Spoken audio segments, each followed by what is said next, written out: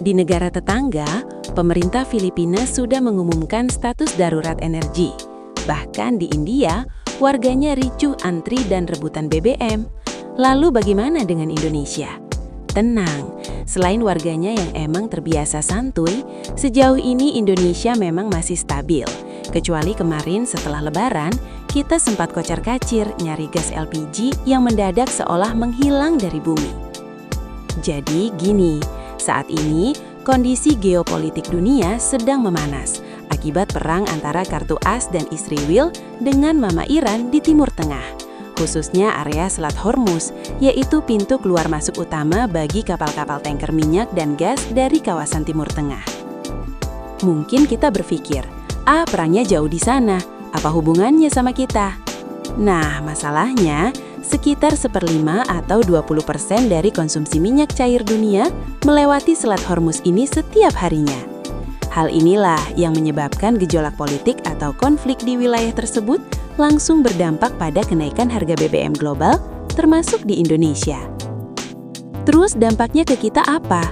Ya jelas, harga minyak mentah dunia sekarang lagi demam tinggi alias naik drastis. Kalau dihitung-hitung, setiap kenaikan harga minyak $1 aja, beban subsidi negara kita bisa bengkak sampai triliunan rupiah. Nah, ini dia yang bikin banyak orang mulai ketar-ketir. Apalagi tetangga kita, Malaysia, kabarnya per 1 April besok, mereka mulai ngerem kuota subsidi buat bensin jenis RON 95-nya. Tapi di Indonesia gimana? Nah, kabar baiknya buat kita yang masih ngos-ngosan pas Lebaran kemarin, pemerintah negesin kalau sampai detik ini belum ada rencana kenaikan harga BBM subsidi, baik itu Pertalite maupun solar. Meskipun harga minyak dunia lagi nggak menentu, pemerintah bilang stok kita masih aman buat 20-28 hari ke depan.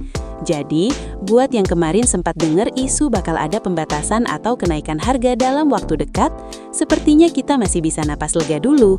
Pemerintah masih pasang badan pakai dana APBN supaya harga di SPBU nggak ikut-ikutan meledak kayak di luar negeri. Nah, mumpung harga bensin kita masih aman, sedia payung sebelum hujan tetap harus dilakukan buat menghemat bensin dan jaga dompet kita tetap aman. Pertama, pinter-pinter atur rute perjalanan. Sebisa mungkin ambil jarak terdekat ke tempat tujuan dan just tip tujuan lain sekaligus. Misalnya antar anak sekolah sekalian belanja atau pergi kondangan sambil tukar gas ke warung. Kedua, mulai biasakan jalan kaki. Jangan bolak-balik keluar rumah cuma buat urusan sepele. Ingat, sekali cekrek starter motor itu sudah makan bensin.